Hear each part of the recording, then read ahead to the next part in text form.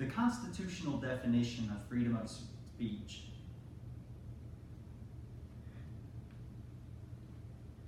The constitutional definition of freedom of speech is the ability to express beliefs and ideas without unwarranted government restriction. And this freedom is granted to us by the First Amendment of the Constitution, which reads, "Congress shall make no law respecting an establishment of religion or prohibiting the free exercise thereof, or abridging the freedom of speech or of the press, or the right of the people peaceably to assemble and to petition the government for a redress of grievances." Three issues I'd like to cover today are how our freedom of speech protects us, how it gives us the ability to correct our own injustices, and how it sets us apart as a beacon of freedom to the rest of the world. Protection is a concept that can be illustrated in a variety of ways, but one such way that our freedom of speech protects us is in regards to slander. Slander is the action or crime of making a false spoken statement damaging to a person's reputation. And although it is true that our freedom of speech grants us the ability to say almost anything that we like, it also protects us from others who wish to cause us harm by doing the same. Now, another way that our freedom of speech protects us is that it saves us from a tyrannical government. It was written in the Declaration of Independence that governments are instituted among men, deriving their just powers from the consent of the governed. And even the preamble of the Constitution starts off as "we the people." What we've done here in America is come together as a collection of individuals to limit the power of government control and save ourselves from those injustices.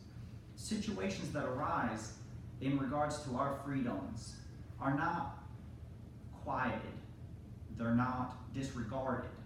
Objections are actually promoted, and redress of grievances are allowed. And it is because of our freedom of speech and our ability to redress our grievances that we can correct our own injustices.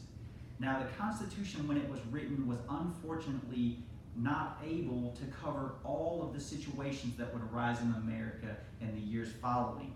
And it's because of our freedom of speech that we have been given the opportunity to fix these issues as they arise. Currently, there are 27 amendments in existence to the Constitution, each one coming about as a result of our freedom of speech. Some of our amendments abolished slavery, one gave blacks the right to vote, and another one gave women the right to vote. But in addition to our amendments, we can enact other laws and other issues to correct our injustices. In 1964, the Civil Rights Act was passed, which outlawed discrimination on the basis of race, color, religion, sex, or national origin. And a contributing factor to that act coming about was some words spoken by Dr. Martin Luther King Jr. in a speech entitled "I Have a Dream," which he delivered on the steps of the Lincoln Memorial. But what is possibly the most significant item in regards to our freedom of speech is how it sets us apart from the rest of the world.